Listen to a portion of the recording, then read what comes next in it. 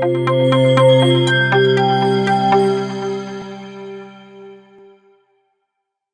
बहुत स्वागत है आपका इकोनॉमिक्स हिंदी विद मैथ में। तो आज के वीडियो हम करने वाले हैं यहाँ पर क्लास 9th एनसीईआरटी साइंस की बुक का जो है दूसरा पार्ट है फर्स्ट चैप्टर का, जिसका नाम है हमारे आसपास के पदार्थ यानी मैटर इन आवर सराउंडिंग। तो चलिए शुरू करते हैं इस दूसरे पार्ट को। अगर आपने पहला पार्ट नहीं देखा है तो देख लीजिए, आपको प्लेलिस्ट में वो मिल जाएगी वीडियो। तो चलिए शुरू करते हैं और देखते हैं पदार्थ की अवस्थाएं क्या क्या होती हैं। ठीक है, तो सबसे पहले हम देखेंगे यहाँ पर पदार्थ की अवस्थाएं, यानी अभी तक हमने काफी कुछ पदार्थ के बारे में पढ़ा है, अब हम देखेंगे कि पदार्थ की अवस्थाएं क्या होती है। तो पदार्थ जो है मुख्यतः 3 अवस्थाओं में पाया जाता है। पहला ठोस अवस्था होती है, दूसरा द्रव्य अवस्था होती है और तीसरा गैसीय अवस्था होती है। तो चलिए हम इसको डिटेल में पढ़ते हैं एक एक करके कि ठोस अवस्था में पदार्थ के क्या गुण होते हैं, क्या अभिलक्षण होते हैं, तो क्या सारी चीजें हम इसमें डिटेल में पढ़ेंगे। तो चलिए देखते हैं, सबसे पहले हम ठोस की बात करते हैं। तो चलिए देखते हैं यहाँ पर ठोस अवस्था में जो है पदार्थ। ठीक है, ठोस अवस्था पदार्थ की क्या होती है, हम कैसे पहचानेंगे कि कोई पदार्थ ठोस अवस्था में है। तो ये क्वेश्चन भी आता है, बहुत ज्यादा ये क्वेश्चन पूछा जाता है कि ये 1 या 2 नंबर्स में आता है या 3 नंबर में भी आता है। ऐसे ऑप्शन आपको जो है एग्जाम्पल दे रखे होते हैं कि इस जो है इस तरह से अगर आप रबर बैंड को खींचेंगे, ठीक है, एक रबर बैंड है, क्या है वो, द्रव्य है, ठोस है या गैस है, इस तरह से जो है यहाँ पर आपके सामने क्वेश्चन आते हैं और उससे पूछा जाता है। तो आपको मैं एक एक चीज यहाँ पर क्लियर करके कर दूंगा, जिससे आपको जो है कोई परेशानी नहीं आएगी एग्जाम में। ठीक है, तो चलिए यहाँ पर हम इसको कवर करते हैं। क्या है ये, यहाँ पर ठोस अवस्था की बात की गई है। ठोस अवस्था आप जानते होंगे, यानी ठोस अवस्था यहाँ पर क्या है, जैसे कि आपके सामने कोई पेन हो गया, ठीक है, किसी पेन की बात हो रही है, पेन हो गया या फिर कोई भी चीज है, किताब हो गई, ठीक है, या पेन हो गया, किताब हो गई, या कोई भी चीज है, या सुई हो गई, या फिर टेबल हो गया, टेबल। ठीक है, तो यहाँ पर ये जो ऐसे जो चीजें हैं, इनको आप क्या कर सकते हैं, टच कर सकते हैं, आसानी से जो है छू सकते हैं। ठीक है, छू सकते हैं। और इसके क्या क्या गुण होते हैं, जो इनका जो है यहाँ पर कुछ पॉइंट होते हैं जो आप लिखते चलिए, साथ में आपको लिखते जरूर जाना है, ताकि आप जो है यहाँ पर नोट्स भी बना सके साथ साथ। ठीक है, और आपके सामने बुक जरूर खोल लेना, ताकि आपको जो है यहाँ पर बुक में अंडरलाइन भी करते जाना, ताकि आपको बाद में जो है परेशानी ना हो। उसके बाद हम यहाँ पर देखते हैं सबसे पहले पदार्थ के गुणों के बारे में, यानी हम कैसे पहचानेंगे कि ठोस अवस्था का ये पदार्थ है। ठीक है, यानी कोई भी पदार्थ आपके सामने रख दिया जाए तो आप उसे कैसे पहचानेंगे कि वो ठोस है या द्रव्य है या गैस है। तो ठोस के कुछ जो है यहाँ पर नियम होते हैं। क्या है वो नियम, पहला नियम है कि यहाँ पर जो है कि ठोस का आकार होता है। क्या होता है यहाँ पर, निश्चित आकार होता है। यहाँ पर जो होता है निश्चित आकार होगा, निश्चित आकार होता है। ठीक है, नंबर 2, पहला होता है निश्चित आकार होगा। कौन सा, यहाँ पर कोई भी ठोस होगा तो वो निश्चित आकार में होगा। उसके बाद यहाँ पर इसकी स्पष्ट सीमाएं होती हैं।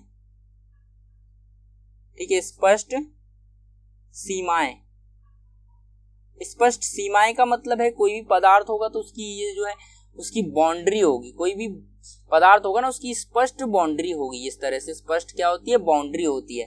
ठीक है, निश्चित आकार होता है, जैसे कि मान लीजिए गोल है या फिर चौकोर है, ठीक है, वर्ग के आकार का है या फिर त्रिभुज के आकार का है, या फिर कोई भी जो है एक निश्चित आकार होता है और स्पष्ट सीमाएं होती हैं, उसे हम पदार्थ की श्रेणी में रखेंगे। और पदार्थ का जो तीसरा गुण होता है वो क्या होता है, जो है स्थिर आयतन होता है।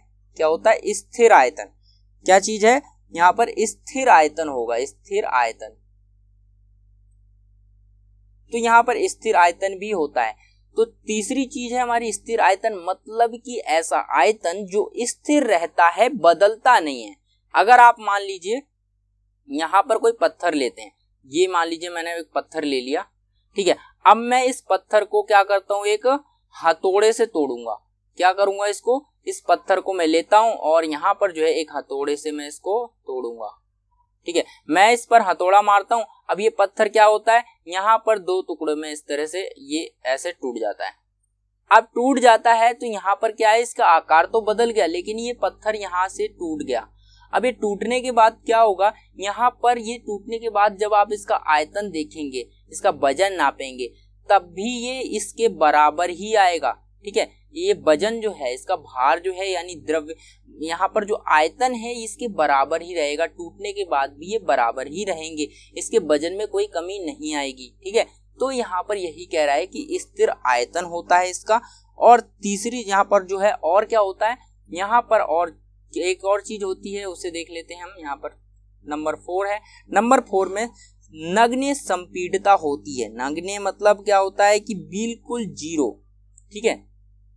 यहाँ पर नगण्य संपीड़ितता,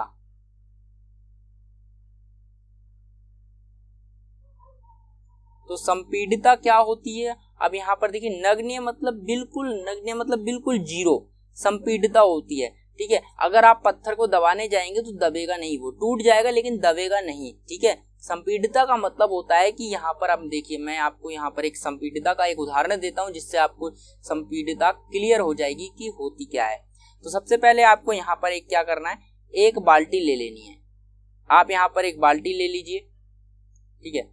आप यहाँ पर एक बाल्टी लीजिए। अब बाल्टी में क्या करना है, आपको एक रुई लेनी है या फिर कोई भी रुई, मुलायम सी चीज यानी रुई ले लेनी है। अब उसमें रुई को भर देना है, ठीक है। अब रुई को दबाना है आपको, या फिर आप एक गिलास के साथ भी कर सकते हैं, ठीक है। गिलास ले लीजिए, यहाँ पर गिलास आसान रहेगा। तो यहाँ पर आपको जो है गिलास आपको ले लेना है और गिलास के अंदर थोड़ी सी रुई डालनी है और उसको और भी रुई डालनी है, उसको जो है पूरा भर देना है। उसके बाद फिर दबाना है, देखना ये गिलास जो है आधा रह जाएगा, उसके बाद फिर भरना है और आ जाएगा। तो यहाँ पर एक बार पूरा भरने के बाद फिर जब उसको दबाया जाता है तो वो जो है कम स्थान घेरता है, यहाँ पर जो है सिकुड़ जाती है रुई, ठीक है। रुई बिल्कुल सिकुड़ जाती है, तो इसे कहते हैं संपीड़ितता। जब हम किसी वस्तु को, किसी भी जो है वस्तु को क्या करते हैं, हम पदार्थ को हम दबा करके सिकोड़ देते हैं, छोटा कर देते हैं, तो उसे हम संपीड़ितता कहते हैं, ठीक है। आई होप यहाँ पर संपीड़ितता जो है क्लियर हो गई। तो यही होता है। और साथ ही जो है अगर हम पदार्थ में जो है ठोस अवस्था का कोई पदार्थ है तो अगर हम उसमें बल लगाएंगे तो वो टूट जाता है, आसानी से बल लगाने पर टूट जाता है और यहाँ पर अपने आकार को नहीं बदलता है, ठीक है। जब तक उसमें जो है आकार नहीं बदलेगा और टूट जाएगा और ये दृढ़ होता है। दृढ़ मतलब मजबूत होता है, ठीक है। तो ये सारे चीजें गुण होते हैं, यहाँ पर गुण, इतनी गुण होते हैं, यहाँ पर 4 गुण आपको याद रखने हैं और इन्हीं के आधार पर आपको निश्चित करना है कि कोई पदार्थ है या नहीं। तो चलिए आप यहाँ पर कमेंट में बता सकते हैं। मैं आपको एक उदाहरण देता हूँ, कुछ उदाहरण देता हूँ जिसके आंसर आपको बताने हैं कमेंट में कि ये पदार्थ है या नहीं। तो रबर बैंड क्या है, एक पदार्थ है या नहीं है, ठीक है। ये मैं आपको बता देता हूँ। पदार्थ क्या होता है, जब हम रबर बैंड को खींचते हैं तो उसका आकार बदल जाता है। मैंने कहा कि ठोस अवस्था में आकार नहीं बदलता है, लेकिन उसके बाद जब हम उसको छोड़ते हैं तो उसका आकार वही आ जाता है जो पहले था, ठीक है। तो यहाँ पर आकार चेंज नहीं हुआ है। आकार जब चेंज नहीं हुआ है तो वो पदार्थ ठोस अवस्था में आ गया, ठीक है। और उसको जो है आकार को चेंज नहीं कर सकते, उसको तोड़ सकते हैं, ठीक है। तो ये यहाँ पर रबर बैंड, यहाँ पर क्या है, एक यहाँ पर जो है ये वही है पदार्थ, ठोस अवस्था का पदार्थ है, ठीक है। तो उस तरह से हमारे यहाँ पर स्पंज एक होता है हमारा। यहाँ पर एक और ले लेते हैं हम, यहाँ पर रबर बैंड का उदाहरण हो गया, ठीक है। अब यहाँ पर आपको बताना है, कमेंट करके जरूर बताइए यहाँ पर कि मुझे पता चलेगा कि कितना जो है आप यहाँ पर समझ पा रहे हैं, ठीक है।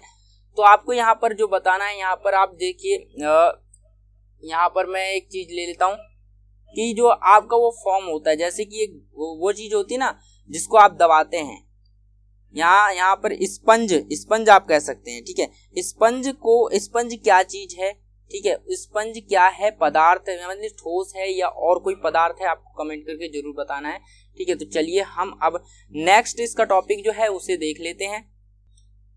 चलिए तो आप देखते हैं यहाँ पर हमारा दूसरा जो है पदार्थ की अवस्था दूसरी है द्रव्य अवस्था होती है। अब द्रव्य अवस्था को हम पढ़ते हैं। अभी तक हमने क्या पढ़ा, ठोस अवस्था पढ़ी है और अब हम पढ़ेंगे द्रव्य अवस्था क्या होती है। तो चलिए इसको शुरू करते हैं और देखते हैं यहाँ पर द्रव्य अवस्था क्या है। तो द्रव्य अवस्था में क्या होता है, पदार्थ। यहाँ पर पदार्थ में, द्रव्य अवस्था में जब भी पदार्थ होता है तो उसका जो है निश्चित आकार नहीं होता है, ठीक है। अगर मान लीजिए यहाँ पर आपके पास आपको गिलास लेना है, ठीक है। आप यहाँ पर देखिए, आपको एक गिलास लेना है। इसको सिद्ध करने के लिए आप क्या करेंगे, गिलास लेंगे, ठीक है। यहाँ पर एक आपको गिलास लेना है, आपने गिलास ले लिया। अब गिलास में क्या करना है, आपको जो है यहाँ पर पानी डाल देना है। तो पानी डालेंगे तो यह क्या होगा, गिलास में जो है पानी यहाँ पर भर जाएगा और इस तरह से यहाँ पर जो है इसके अनुसार जो है आकार ले लेगा। उसके बाद आपने इसमें पानी डाला, उसके बाद आपको जो है इसी में एक आपने जो भी कोई भी चीज है आपको यहाँ पर कटोरी लेनी है, ठीक है, यहाँ पर आपको एक कटोरी ले लेनी है। अब इस कटोरी में भी जल डालना है। तो आप देखेंगे कि यहाँ पर जो है यहाँ पर क्या डालना है, जल यानी पानी आपको डालना है। तो यहाँ पर भी पानी डालना है और यहाँ पर भी पानी डालना है। जब आप ऐसा करेंगे तो यहाँ पर देखिए, जब आपने गिलास में पानी डाला तो गिलास का आकार ले लेगा और जब आपने यहाँ पर जो है इसमें पानी डाला तो इसका आकार ले लेगा यानी कटोरी का आकार ले लेगा। तो यहाँ पर ये ऐसी जो यहाँ पर जो है क्या है, पानी का एक गुण सामने आता है। वो गुण क्या है वो आप यहाँ पर देखिए, जो पानी का जो गुण है वो है हमारा यहाँ पर तरलता, ठीक है। आकार, जिस पदार्थ यानी द्रव्य जो पदार्थ होते हैं, द्रव्य वाले पदार्थ होते हैं, जिस बर्तन में हम उसे रखते हैं वो उसी का आकार ले लेते हैं। तो यहाँ पर हम एक चीज बता सकते हैं, द्रव्य का यानी द्रव्य का आकार नहीं होता, आकार नहीं होता है, ठीक है। ऐसा पदार्थ दिखे आपको जिसका कोई आकार ना हो, यानी ऐसा पदार्थ दिखे आपको जिसका कोई आकार ना हो, उसे द्रव्य की श्रेणी में रखा जाएगा, ठीक है। एक चीज क्लियर हो गई। उसके बाद हम और क्या देख सकते हैं द्रव्य के बारे में, कि निश्चित आयतन होता है। अब यहाँ पर एक चीज है, निश्चित आयतन होता है। दूसरा पॉइंट हम लिख लेते हैं यहाँ पर, निश्चित आयतन, निश्चित आयतन। अब निश्चित आयतन होगा यानी आयतन यानी इसका भार पूरा, ठीक है। तो निश्चित आयतन होगा यहाँ पर जब आप इसमें बीकर में इसको डालेंगे, ठीक है। बिल्कुल डाल दिया आपने, मान लीजिए यहाँ पर 100 ml जल लिया है, कितने गिलास था, आपने यहाँ पर 100 ml जल ले लिया। तो 100 ml जल ले लिया, उतना ही जल आपने इस कटोरी में भी डाला, ठीक है। अब आपने बराबर जल डाला है कटोरी और गिलास में, तो यहाँ पर आकार तो बदल गया, लेकिन क्या आपने जितना जल इसमें डाला उतना ही जल इसमें डाला, तो क्या जल कम हुआ?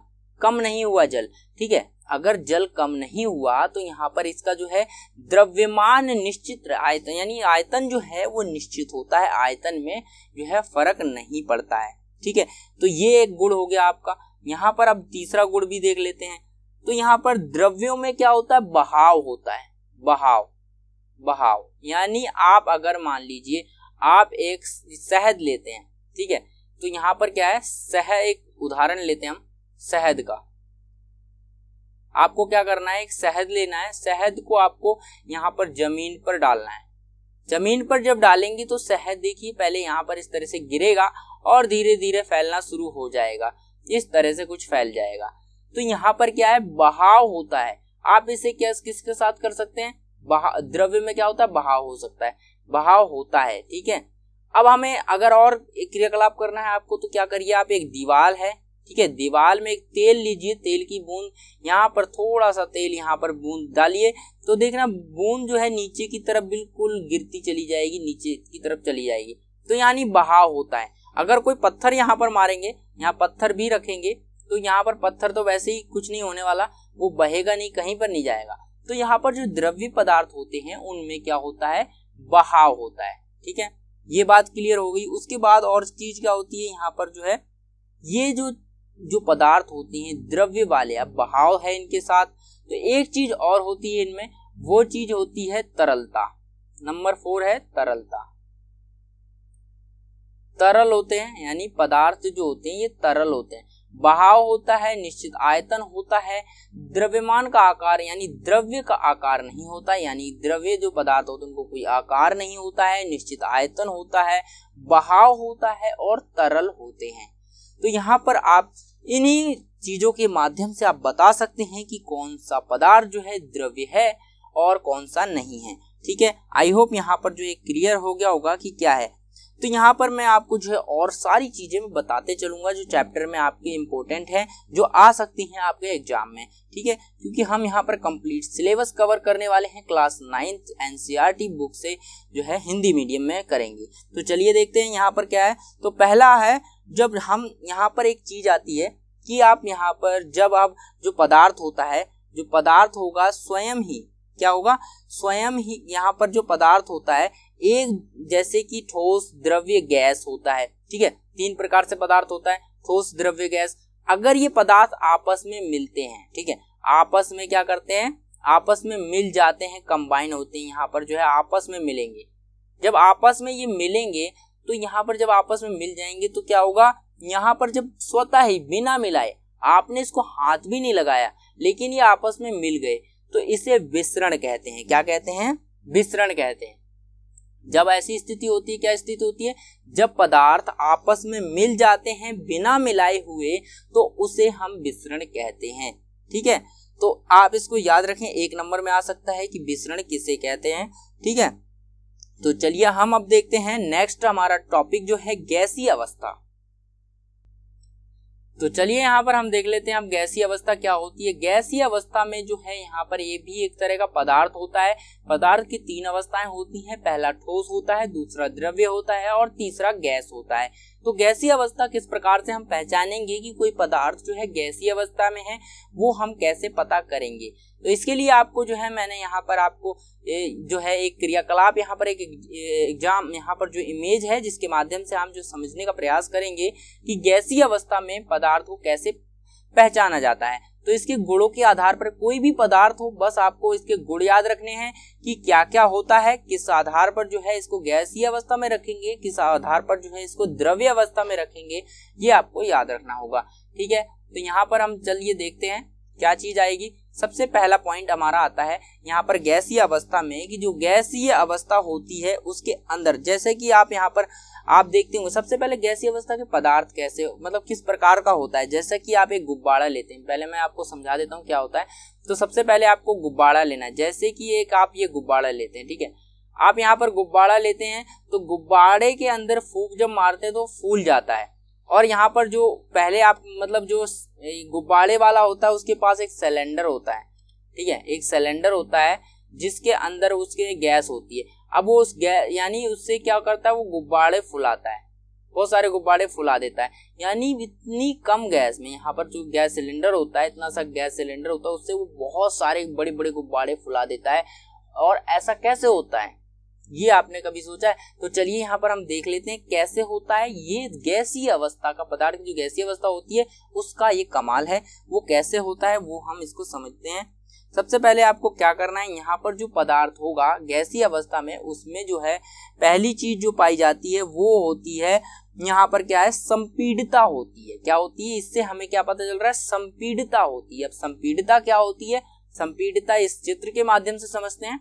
यहाँ पर सबसे पहले आपको एक सिरिंज लेनी है, यानी एक इंजेक्शन जैसा कुछ ले लेना है, उसको नीचे से बंद कर देना है। उसके बाद आपको जो है इसके अंदर 3 चीजें डालनी है। आपको ये 3 बार करना है। क्या करना है, पहली बार में आपको यहाँ पर जो है जल डाल देना है। ठीक है, सबसे पहले पहली बार में आपको यहाँ पर जल डालना है।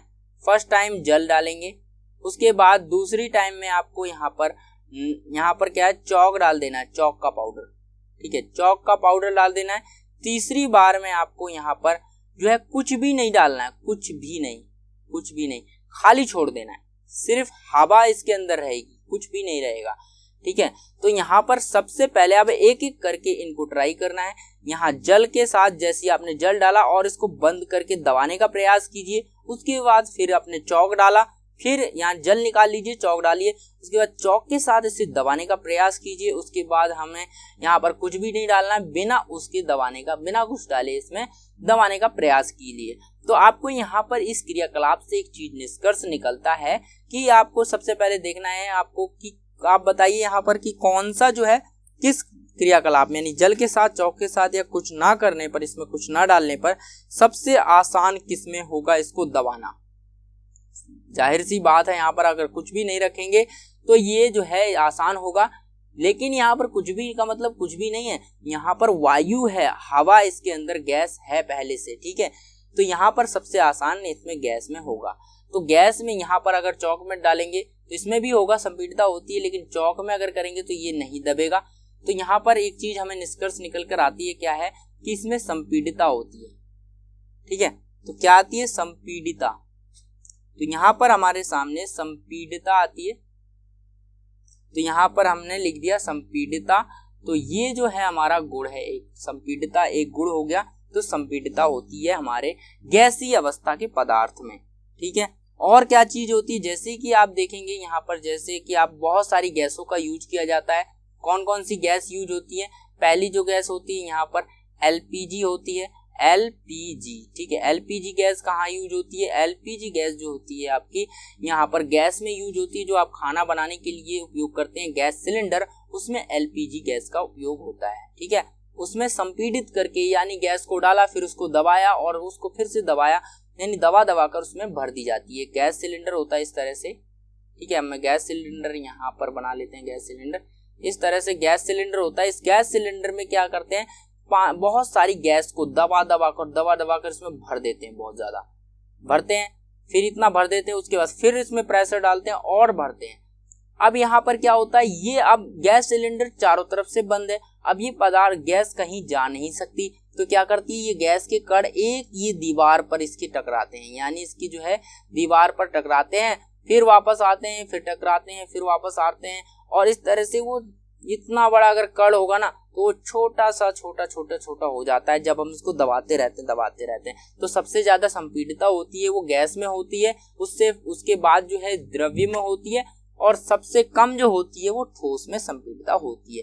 क्योंकि अगर एक पत्थर ले लीजिए, पत्थर को दबाने का प्रयास करेंगे तो वो दबेगा नहीं। ठीक है, और अगर कोई गुब्बारा होगा उसको दबाएंगे तो वो जल्दी दब जाएगा, वो फूट भी जाएगा। ठीक है, तो यहाँ पर क्या होगा, द्रव्य यहाँ पर जो गैस में जो है सबसे ज्यादा जो है संपीडितता होती है। उसके बाद हम देखते हैं CNG।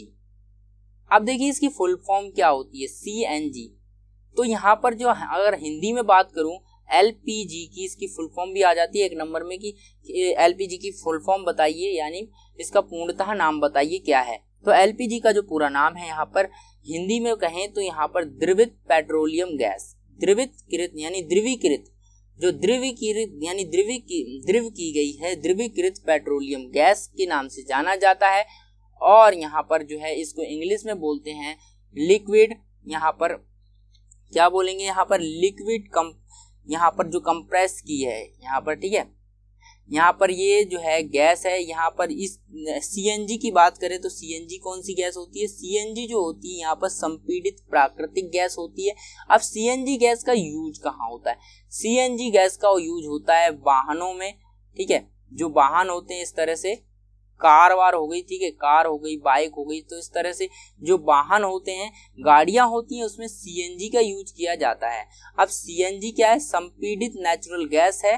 ठीक है, संपीडित प्राकृतिक गैस इसकी फुल फॉर्म है। तो आप हिंदी में लिखें या इंग्लिश में लिखें, आपको नंबर पूरे मिलेंगे, क्योंकि आप यहाँ पर कुछ भी लिख सकते हैं, हिंदी में लिख सकते हैं या इंग्लिश में लिख सकते हैं। तो इसकी पहली की फुल फॉर्म है क्या है, द्रवीकृत पेट्रोलियम गैस, और यहाँ पर CNG की फुल फॉर्म है यहाँ पर क्या है, इसकी फुल फॉर्म है प्राकृतिक संपीडित गैस। ठीक है, तो यहाँ पर मैंने दोनों की फुल फॉर्म बता दी। अब चलिए देखते हैं नेक्स्ट, अब क्या है हमारा और क्या पदार्थ है। तो चलिए अब मैं एक चीज बनाता हूँ, उसमें आपको जो है बताता हूँ कि किस प्रकार से जो है मिश्रित होते हैं कण एक दूसरे के साथ। ठीक है, तो सबसे पहले हम यहाँ पर देख ही लेते हैं। आपके सामने यहाँ पर एक चित्र है जिसमें कि एक प्लेट रखी हुई है, जिसमें दूसरे में आपके सामने एक द्रव्य रखा है, बीकर रखा हुआ है, तीसरा आपके सामने एक गुब्बारा है। ठीक है, तो यहाँ पर आपके सामने 3 पदार्थ रखे हैं, और जिसमें देखिए ठोस में क्या है, इसमें कुछ ठोस जो है बर्फ के टुकड़े हैं, या फिर आप नमक के टुकड़े भी मान लीजिए, चौक के टुकड़े भी मान लीजिए, तो ठोस है। ठीक है, यहाँ पर आपके पास ठोस रखा हुआ है, और आप देखेंगे जब हम इसको मैग्नीफाई करते हैं यानी प्रवर्धित करते हैं, यानी बड़ा करके देखेंगे इसके बीच इसके कणों को, तो यहाँ पर जब आप बड़ा करेंगे तो इस तरह का कुछ व्यू आएगा, मतलब इस तरह का जो है प्रतिदर्श होगा, यानी इस तरह से दिखेगा। क्या दिखेगा, यहाँ पर जो है कण दिख रहे हैं, आप देख सकते हैं कि यहाँ पर जो एक कण दिख रहे हैं आपको, यहाँ पर कितने जो है पास में हैं। ठीक है, और उसके बाद जब आप जल की बात करें, आप जल को मैग्नीफाई करेंगे, जल को बड़ा करेंगे, सूक्ष्मदर्शी से देखने का प्रयास करेंगे, तो आपको यहाँ पर पता चलेगा कि इसके जो कण होते हैं थोड़ा दूर होते हैं, यहाँ पर थोड़ा गैप होता है। उसके बाद जब गुब्बारे के कण देखेंगे, गुब्बारे के अंदर जो हवा भरी है उसके कण देखेंगे, तो यहाँ पर देखिए बहुत ही कम कण है, और इसमें बहुत ज्यादा रिक्त स्थान है, बहुत ज्यादा जगह है ना।